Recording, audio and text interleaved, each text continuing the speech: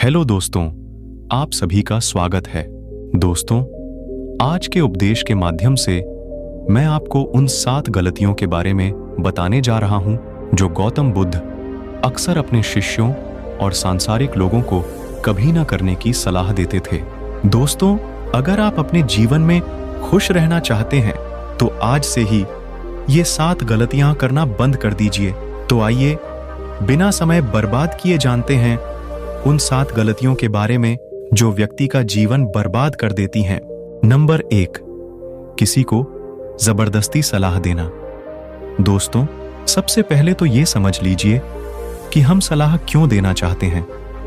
हम सलाह देना चाहते हैं क्योंकि हम चाहते हैं कि दूसरों को बुद्धिमान लगे, लेकिन होता बिल्कुल उल्टा है, यानी वह हमें मूर्ख समझता है। दोस्तों, देखिए, 2 तरह के लोग होते हैं। एक तो वो जो बड़ी बड़ी कहानियां सुनाते हैं लेकिन उनकी बातों का लोगों पर कोई असर नहीं होता, और दूसरे वो हैं जो एक शब्द कहते हैं और लोगों के दिल कांप उठते हैं। इसलिए ऐसा इंसान बनो जिसकी हर बात की वैल्यू हो। एक छोटी सी घटना से मैं आपको समझाता हूं। एक बार गौतम बुद्ध जंगल के रास्ते से गुजर रहे थे, तभी एक साधु की नजर उन पर पड़ी और वह उनकी ओर आकर्षित हो गए। मित्रों, बुद्ध के प्रति आकर्षण होना स्वाभाविक था, और फिर वह व्यक्ति बुद्ध से पूछता है कि मुनिवर, क्या आप भगवान हैं? बुद्ध कहते हैं नहीं। तब भिक्षु पूछता है, तो फिर क्या आप सचमुच भगवान हैं? बुद्ध कहते हैं नहीं। बुद्ध तब कहते हैं कि मैं भी तुम्हारी तरह एक आदमी हूं, सिर्फ इतना अंतर है कि मैं जाग रहा हूं और तुम अभी सो रहे हो। तब भिक्षु बुद्ध कहता है कि तुम्हारे चेहरे की चमक देखकर लगता है कि तुम एक आदर्श व्यक्ति हो, वह एक आदमी है। अतः मैं यह जानना चाहता हूं कि आपके गुरु कौन हैं और किसके मार्गदर्शन ने आपको एक आदर्श मनुष्य बनाया। बुद्ध कहते हैं कि शुरू में मेरे कई गुरु थे, लेकिन मैं आत्मज्ञान के इस पथ पर अकेला ही चला और मैंने सैकड़ों गलतियां की। उसके बाद मुझे स्वयं ही आत्मज्ञान प्राप्त हुआ। यह सुनकर भिक्षु क्रोधित हो गया और बुद्ध से बोला, जाओ, मैंने तुम्हारे जैसे बहुत से पाखंडी देखे हैं, तुम गुरु का सम्मान लूट रहे हो।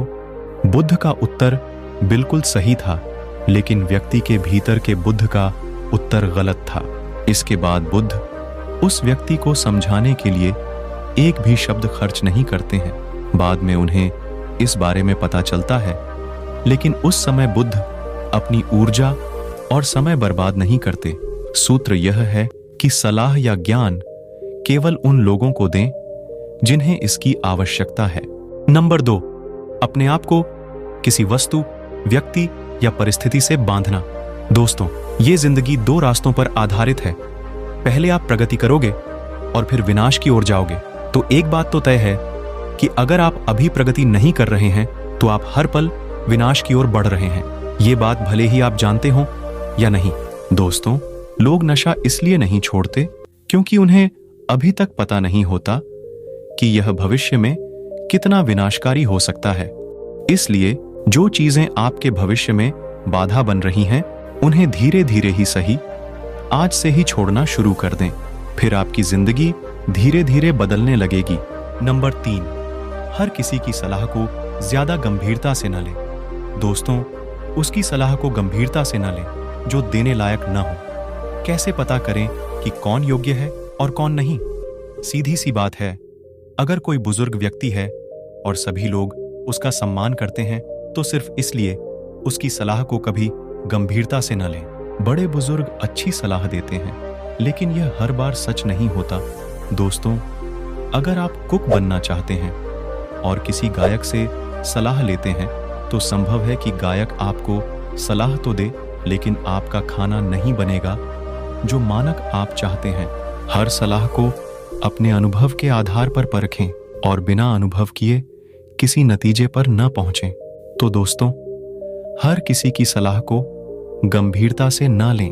नंबर 4, न तो अपनी मां का अपमान करें और न ही किसी को आपका अपमान करने दें।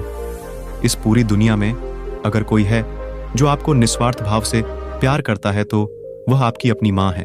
दोस्तों, गौतम बुद्ध की माता, जिनका नाम महामाया था, ने बुद्ध को जन्म देने के 7 दिन बाद अपना शरीर त्याग दिया था। उसके बाद बुद्ध की मौसी, जिनका नाम रानी प्रजापति था, रानी प्रजापति ने उनका पालन पोषण किया। गौतम बुद्ध ने अपने उपदेशों में अक्सर सांसारिक लोगों को यह सलाह दी है कि उन्हें अपनी माँ से प्यार करना चाहिए और उनकी देखभाल करनी चाहिए, और न तो अपनी माँ का अपमान करना चाहिए और न ही किसी और को ऐसा करने देना चाहिए। लेकिन देखो, मनुष्य का स्वभाव क्या है, वह उससे भी प्रेम करता है जो उससे प्रेम नहीं करता। दोस्तों, जिन लोगों को लगता है कि उनके पास जीवन में कुछ बड़ा करने का कोई बड़ा कारण नहीं है, तो आइए आज मैं आपको एक बड़ा कारण बताता हूं। अपनी माँ के लिए कुछ अच्छा करें, उन्हें वह जीवन दें जिसकी वह हकदार हैं। नंबर 5, दूसरों के बारे में सोचते रहना। नोट: प्रत्येक शब्द को ध्यान से सुने। दोस्तों, अगर आप ध्यान से देखेंगे तो पाएंगे कि आप सारा दिन दूसरों के बारे में सोचते रहते हैं और फिर अंत में दुख ही मिलता है। इसलिए स्वार्थी बन जाएं और खुद से प्यार करें। लेकिन एक बात याद रखें कि खुद से किसी से प्यार करने या स्वार्थी होने का मतलब यह नहीं है कि आप दूसरों को नुकसान पहुंचाएं। मित्रों, बुद्ध भी स्वार्थी हो गए थे ताकि उन्हें ज्ञान प्राप्त हो सके। जब उन्हें आवश्यकता पड़ी तो उन्होंने अपने पिता, पुत्र, पत्नी या राज्य के बारे में नहीं सोचा और केवल अपने बारे में सोचा और सब कुछ छोड़कर जंगल में चले गए।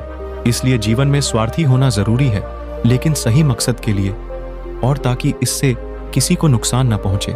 नंबर 6, अपने आप को सबसे बुद्धिमान समझना बंद करें और सीखना बंद करें। दोस्तों, हमारे समाज में ऐसे बहुत से लोग हैं जो अपने आप को सबसे बुद्धिमान मानते हैं और हमेशा कहते हैं कि उन्हें सब कुछ आता है। ऐसे लोग कभी भी कुछ नया सीखने की कोशिश नहीं करते, जिसके कारण वे हमेशा पीछे रह जाते हैं। दोस्तों, जब हम कहते हैं कि हम सब कुछ जानते हैं, तो हम अपने हाथों से ज्ञान प्राप्त करने का दरवाजा बंद कर लेते हैं, जिससे हम पिछड़ने लगते हैं। दोस्तों, बिल गेट्स और वॉरेन बफेट आज भी दिन में ज्यादातर समय पढ़ते रहते हैं और कुछ नया सीखते रहते हैं। दोस्तों, इसलिए हमेशा कुछ नया सीखते रहिए और आगे बढ़ते रहिए। नंबर 7, अपना समय बर्बाद करना।